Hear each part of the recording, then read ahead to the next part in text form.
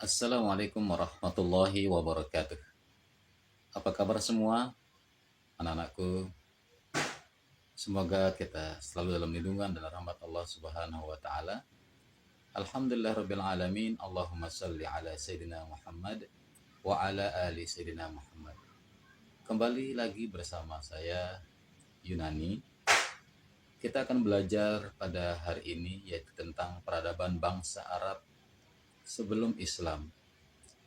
Sebagaimana kita ketahui bahwa sebelum adanya bangsa Arab, terlebih dahulu tanah yang kita sebut dengan Mekah sekarang ini, yang dulunya adalah Bakkah, ditempati oleh Hajar dengan bersama putra beliau yaitu Ismail.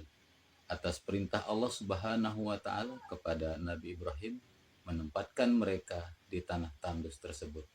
Namun keajaiban datang, air Zam-Zam pun keluar di daerah itu, dan kita kenal kemudian adanya peristiwa Safa dan Marwah. Anak-anakku yang semua dirahmati Allah Subhanahu wa taala, lalu tinggallah mereka berdua dengan kekayaan yang mereka miliki berupa air Zam-Zam. Itu menarik perhatian para pedagang dari Yaman yang akan berdagang ke negeri Syam. Begitu juga pedagang-pedagang dari negeri Syam yang akan berdagang ke negeri Yaman. Mereka kemudian akhirnya mengambil menjadikan daerah yang tandus tadi itu, di mana air Zam-Zam sudah ada di situ. Mereka kemudian bersepakat untuk berdagang di situ. Akhirnya Arab itu menjadi pusat perdagangan mereka, sehingga tidak perlu lagi orang Yaman jauh-jauh ke negeri Syam, tapi mereka kemudian bertemu di Bakkah itu atau di Makkah yang sekarang kita sebut Makkah untuk menjadi pusat perdagangan. Nah, seiring perjalanan waktu, maka semakin banyaklah orang-orang yang tinggal di sana, ya, menjadi pusat perdagangan. Lalu mereka secara bersuku-suku atau berkabilah-kabilah tinggal di sana. Nah, tentunya yang menjadi penguasa di situ adalah keturunan-keturunan daripada Nabi kita Nabi Ismail alaihi salatu wassalam, yang nantinya kemudian akan menurunkan ya baginda Nabi kita Nabi Muhammad sallallahu alaihi wasallam. Namun ternyata jarak dari Nabi Ismail sampai ke Nabi Muhammad itu hampir 40 keturunan. Itu mengakibatkan budaya dan peradaban bangsa Arab perlahan menjadi berubah, ya, perlahan menjadi tidak terkendali, ya. Nah, itulah yang akan kita bicarakan sekarang anakku semua, tentang bagaimana peradaban bangsa Arab sebelum datangnya Islam atau sebelum diutusnya baginda Nabi kita Nabi Muhammad Shallallahu Alaihi Wasallam. Yang pertama kita akan bahas yaitu tentang bagaimana cara beribadahnya bangsa Quraisy pada waktu itu. Ya, kita sudah pelajari kemarin yaitu terkait dengan bangsa Quraisy tersebut, ya. Nah, orang-orang Quraisy pada waktu itu sebelum kedatangan Islam, mereka memeluk agama yang dipeluk oleh atau yang dianut oleh Nabi Ibrahim, yaitu agama Hanifiyah atau Hanif, yang artinya benar dan lurus. Nah, kemudian lama kelamaan berubah hal itu karena ada seorang yang bernama Amr bin Lu'ay al-Khuzai, ya, karena dia berasal dari kabilah atau suku Khuza'ah, ya. Nama Amr bin Lu'ay ini, ya, yang datang kemudian, dia orang Yaman, kemudian datang ke negeri Syam membeli itu, ya,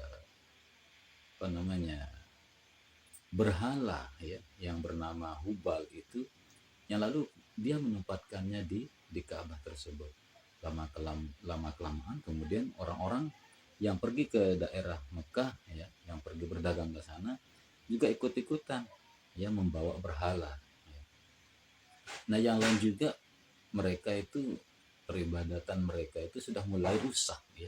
Yang tadinya mereka yang sekedar membawa itu berhala, tapi lama kelamaan mereka menyembah berhala tersebut. Dan yang lain juga menurut Ibnu Kalbi, ya, bangsa Arab itu kemudian menyembah berhala dan batu itu karena begitu mereka meninggalkan Mekah, mereka membawa batu sebagai tanda mereka menghormati Mekah. Nah, nama berhala-berhala yang kemudian muncul setelah Hubal itu adalah yang pertama ada Lata, ada Uzza, ada Manat, dan ada Suwa. Ya, nama-nama berhala ini itu diambil anak-anakku semua itu dari nama-nama orang yang mereka segani pada waktu itu. Ya kalau bahasa kita ya kiai-kiai mereka. Ya, nah itu. Termasuk ini berhala yang namanya Suwa ini itu sudah ada, ya, sudah ada dari sebelum zaman Nabi Nuh itu sudah ada. Karena penyembahan kepada berhala ini memang sudah ada semenjak zaman Nabi Nuh tersebut. Di ini adalah gambaran-gambaran beberapa berhala ya, Al-Uzza, Hubal, Al-Lata, ya, dan beberapa bentuk pemujaan yang diatur oleh bangsa Arab sebelum datangnya Islam itu, nanti semua adalah pertama mereka dulu menyembah malaikat, ya. Mereka menyembah malaikat, bahkan juga mereka menyembah jin, ya, ruh, hantu itu mereka sembah dulu. Termasuk bintang-bintang juga mereka sembah.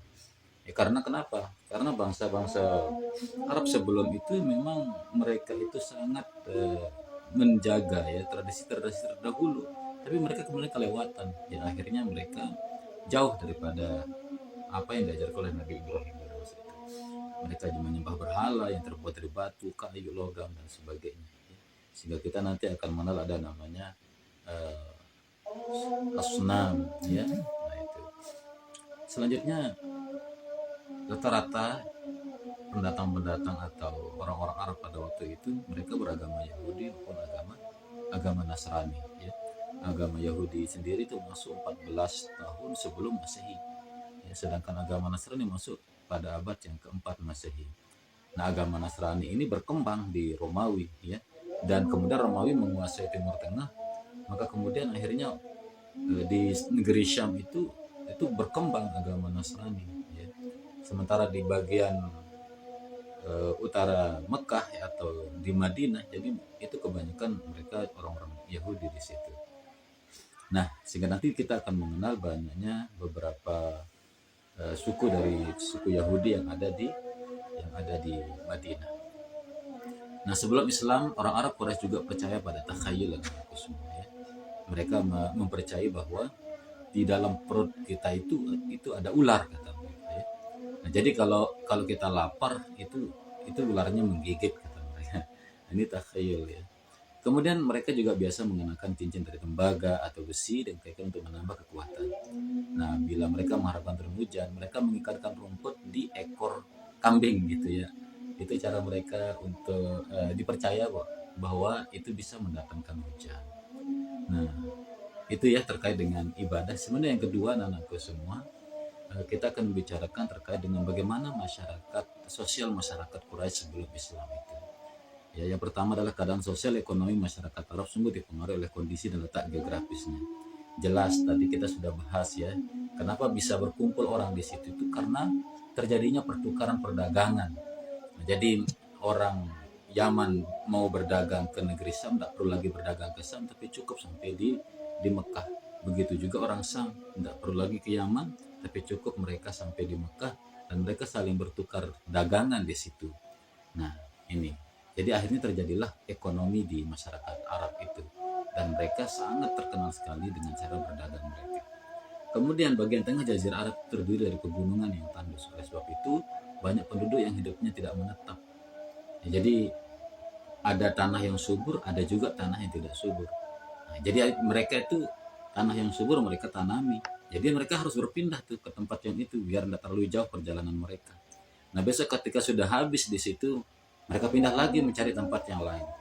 Nah, jadi dan itulah yang terjadi kemudian kehidupan orang masyarakat itu, terutama masyarakat Badui, ya, masyarakat asli betul yang ada tinggal di Mekah tersebut atau di Arab itu. Nah, selanjutnya bidang pertanian juga begitu. Jadi mereka sungguh jauh sekali ya kalau mereka mau tanam sayur atau apa itu. Yang terkenal daerah di situ di Arab itu adalah Taif, yang terkenal dengan kesuburan tanahnya. Ya, jadi mereka menanamnya itu di situ. Jadi mereka pindah dari daerah yang tidak ada kehidupan di sana atau tidak subur tanahnya, mereka kemudian pindah ke tempat yang subur.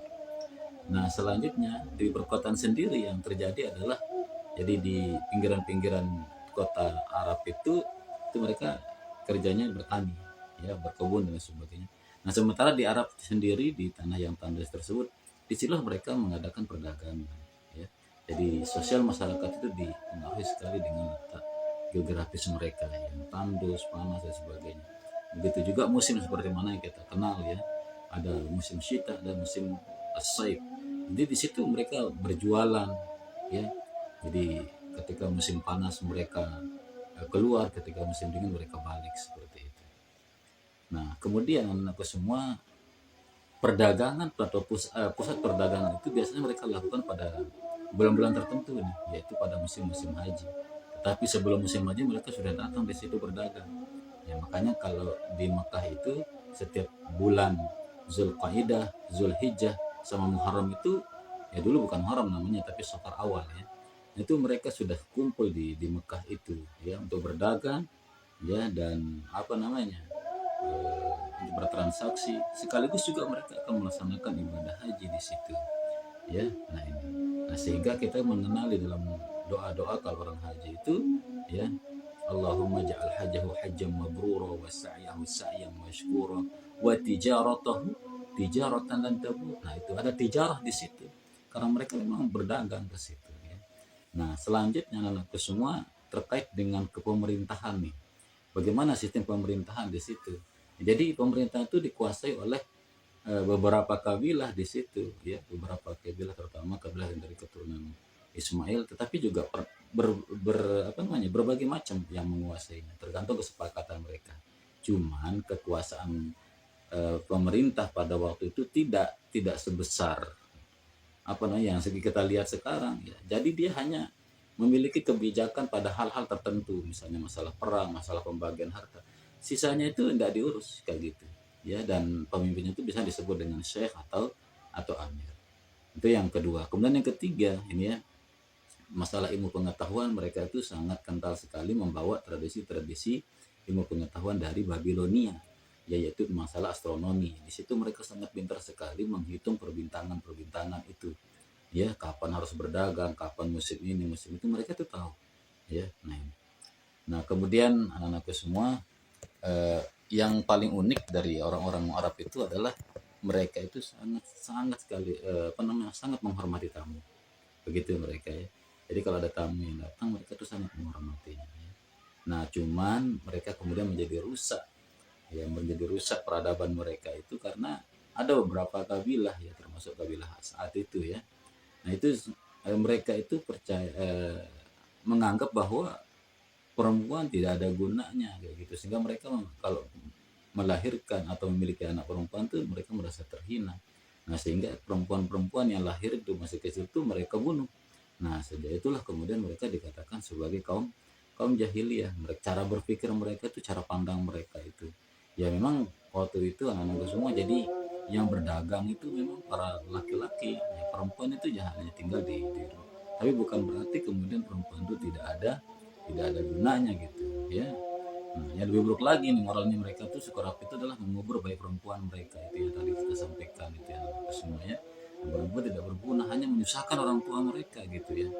Nah selain Bani As'ad, ya, yaitu juga yang melakukan hal seperti itu Bani Tamim. Jadi tidak semua sih, ya, tidak semua suku yang melakukan hal tersebut. Dalam bidang bahasa dan seni, bahasa Arab itu pada masa pra-Islam sangat maju, ya, teman-teman semua, ya. Bahasa mereka sangat indah dan kaya, syair-syair mereka sangat banyak, ya. Nah pasar yang kita sebut tadi, sempat pusat perdagangan, itu disebut dengan pasar Ukas. Di situ, ya, orang Arab itu kan nggak suka nulis, ya. Jarang ada yang bisa nulis orang Arab itu. Tetapi kalau namanya menghafal itu mereka luar biasa. Jadi kalau mau mengetahui kehebatan para remaja pada waktu itu, mereka harus mampu menghafal syair-syair Arab. Nah itu kelebihannya kalau orang Arab itu. Jadi mereka menghafal banyak syair, banyak, dan itu dibacakan di depan di pasar tersebut, ya. Nah, selain Ukas masih ada pasar juga dijadikan tempat perkumpulan para penyair itu, gitu, ya. Seperti pasar Majinah dan pasar Zulmajas yang ada di sekitar situ juga.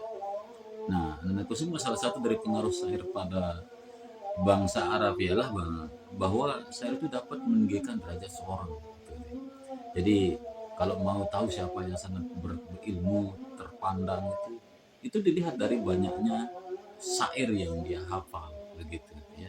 Makanya kita lihat di beberapa kitab-kitab kita itu ya, kitab-kitab kuning yang sekarang itu luar biasa. Itu rata-rata menggunakan syair-syair ya, Imriti dan sebagainya itu, Ibn Akil, itu semua syair-syair mereka gunakan seperti itu. Nah, satu-satunya alat publikasi yang amat luas lapangannya yaitu khitabah ya. Di samping sebagai penyair, orang Arab jadinya juga sangat fasih berpidato dengan bahasa yang indah dan bersemangat. Para ahli pidato pada saat itu mereka mendapat derajat tinggi seperti penyair. Itu ya, selain penyair ada juga khitabah, yaitu orang yang ahli-ahli dalam berpidato. Kemudian salah satu kelaziman dalam masyarakat Arab juga adalah mengadakan majelis atau an-nadwah ya, sebagai sarana untuk mendeklamasikan sajak mereka, bertanding di situ ya, pidato, tukar-menukar berita dan sebagainya, seperti Nadi Quraisy dan Darun Nadwah yang berdiri samping Ka'bah sebagai bagian dari nadwah mereka. Nah ini, begitulah seorang ahli sejarah Islam, Ahmad Amin, seorang sejarah Islam, memberikan definisi tentang kata-kata Arab jahiliyah itu, yaitu orang Arab sebelum Islam yang bangkang kepada kebenaran, mereka terus melawan kebenaran sekalipun telah diketahui bahwa itu benar ya. Nah, jadi jahiliyah bukan jahal yang berarti bodoh gitu ya. Nah, anak-anakku semua, itu ya yang materi yang tentang bagaimana kita mengenal peradaban orang Quraisy sebelum masuknya Islam. Nah, kalau kalian sudah paham, jadi saya ingin menanyakan kepada kalian beberapa hal. Kalau bisa jawab, kalau bisa komen di sini ya. Sebutkan 3 nama berhala yang terkenal diyakini bangsa Arab pada masa jahiliyah itu. Ya, siapa yang bisa itu ya? Nah, selanjutnya jelaskan macam-macam takhayul yang diyakini oleh masyarakat jahiliyah pada waktu itu. Yang ketiga, mengapa bangsa Arab sebelum mengenal Islam dikenal sebagai bangsa jahiliyah? Kenapa itu? Nah, kemudian yang keempat, kalian harus jawab itu ya. Kenapa kemudian orang-orang Arab itu sukanya berpindah-pindah ya? Nah, yang terakhir pertanyaan Ustaz adalah sebutkan 5 pemujaan ya yang dilakukan oleh orang-orang Arab. Demikian anakku semua, terima kasih ya. Itu tugas yang harus kalian laksanakan, nanti dikirim melalui Google Classroom ya. Nah, jadi itu, terima kasih, semoga kalian bisa paham. Nanti kalau nggak paham bisa ulang-ulang lagi videonya, atau bisa kalian juga membaca referensi lain.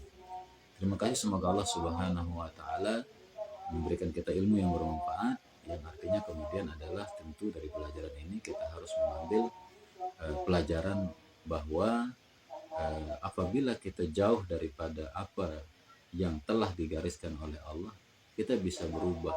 Dari tadinya kita dekat dengan Allah, maka kita akan jauh dari Allah. Dan ingatlah ya, kenapa bangsa Arab itu sampai cepat sekali jauh dengan Allah itu, karena mereka fokus kepada masalah dunia.